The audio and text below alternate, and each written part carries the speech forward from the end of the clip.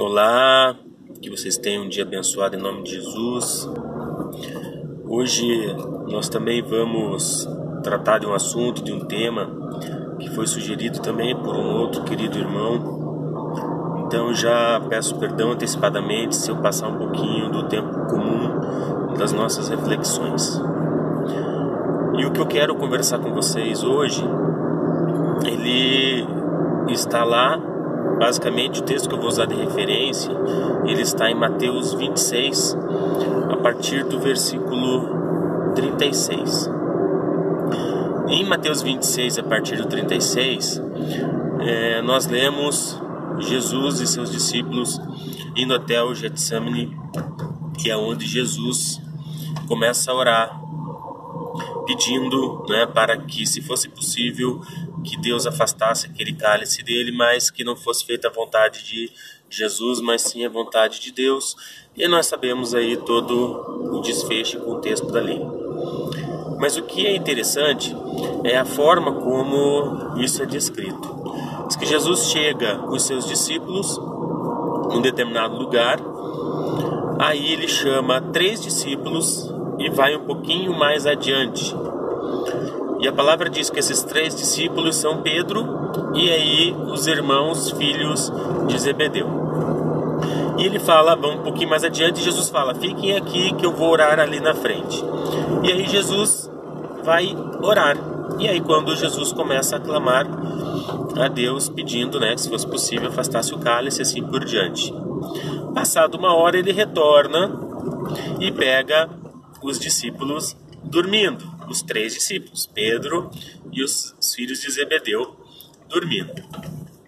E o que é interessante, é que Jesus, num determinado momento, fala, vigiem e orem para que vocês não caiam em tentação, porque o espírito está pronto, mas a carne é fraca.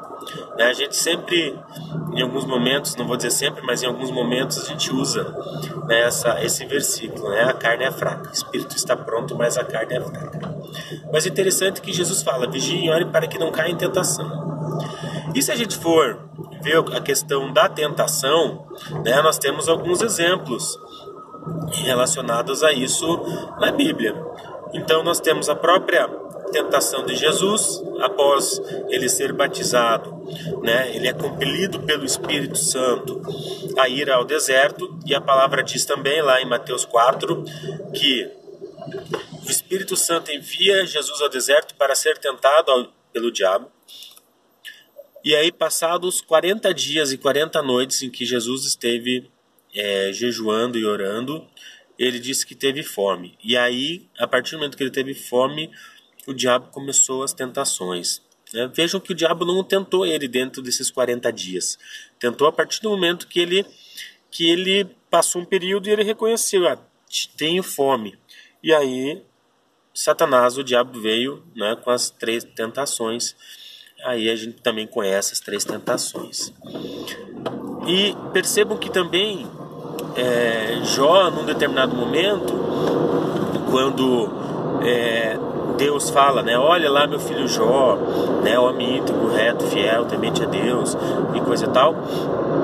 Satanás também fala, ele faz isso porque ele tem tudo, você dá tudo para ele, e Deus permite então que Satanás tire as posses de Jó, sabendo que Jó não ia praguejar, não ia amaldiçoar, não ia fazer nada. Mas Jó também foi tentado, porque muitos de nós nos apegamos às coisas, nós somos tentados pela riqueza, quando Jesus ora pelos seus discípulos, Jesus fala, não vos deixe cair em tentação, mas livra-nos do mal, Então também a oração do Pai Nosso fala, não nos deixe cair em tentação, mas livra-nos do mal. Então a tentação é algo que é muito forte na gente. Por quê? Porque a tentação, num primeiro momento, ela parece ser algo bom, A tentação, num primeiro momento, parece ser algo legal. E a gente, quando olha alguma situação, a gente é muitas vezes influenciado pelos nossos desejos, A gente é influenciado pelas nossas emoções. Então, a gente olha alguma coisa bonita, a gente às vezes que é aquilo, ou a gente, ontem mesmo, estava na rua, passou uma pessoa com um carro, né? E esse carro era uma Ferrari. E eu estava na esquina para atravessar a rua e tinha mais um homem, tinha uma mulher, né? Aí a gente se olhou, claro, né? Vindo uma Ferrari, a gente não é comum ver um carro desses. A gente viu a Ferrari e o homem falou assim, quem pode, pode. E aí deu um tempinho, nós atravessando a rua, o homem ainda continua falando, cara, como tem gente rica nesse país. Ok, né? Eu só escutando. E aí, passado mais alguns metros, a mulher, né, finaliza assim, que inveja. E aí a gente vê mais ou menos isso mesmo, né? A questão de que nós queremos ter as coisas dos outros, né? E até que ponto isso é, por exemplo, ganância ou cobiça, né? Então nós somos tentados a isso. Quando nós temos ganância, né? A ganância de uma forma positiva é você ter gana para conquistar algo, vamos dizer assim. Agora, quando você fala em cobiça, é desejar algo do outro. Então é diferente, né? Você ter gana, você ter vontade, ter determinação, perseverança para conquistar algo, e você cobiçar o que o outro tem. Por isso que isso é até um dos mandamentos, né? Não cobiçarás a mulher do próximo, nem suas mulas, seus bois, suas ovelhas, suas terras, nada do próximo. Então, mandamento de Deus, não cobiçarás, ou seja, não é para nós desejarmos ter as coisas do próximo. Mas isso não impede da gente conquistar também aquilo. Então a gente precisa entender isso, essa diferença. E nós somos tentados a todo instante, dependendo aí daquilo que a tua carne é fraca.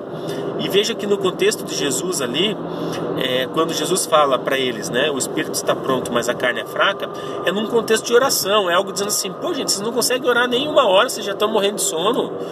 O que acontece com vocês? O espírito está pronto, mas vocês também têm que, vamos dizer assim, doutrinar a sua carne para aguentar ficar uma hora em oração, né? Naquele contexto ali de que Jesus estava conversando com os seus discípulos. Então nós precisamos cuidar, né? Muitas vezes nós damos vazão aos desejos da nossa carne e com isso nós caímos em tentação. Então, gente, eu queria deixar essa reflexão hoje para vocês, né? A pedido de um querido irmão, que nós possamos identificar quais são as nossas tentações e que possamos vencê-las. Trazendo agora aquilo que Jesus disse, o Espírito está pronto. Então, que a gente possa perseverar em espírito, né, com a ajuda do Espírito Santo, para que nós possamos vencer a nossa carne e que não venhamos aí a cair em tentação. Gente, um abraço a todos, que vocês tenham aí uma semana maravilhosa e abençoada em nome de Jesus, e até a nossa próxima reflexão.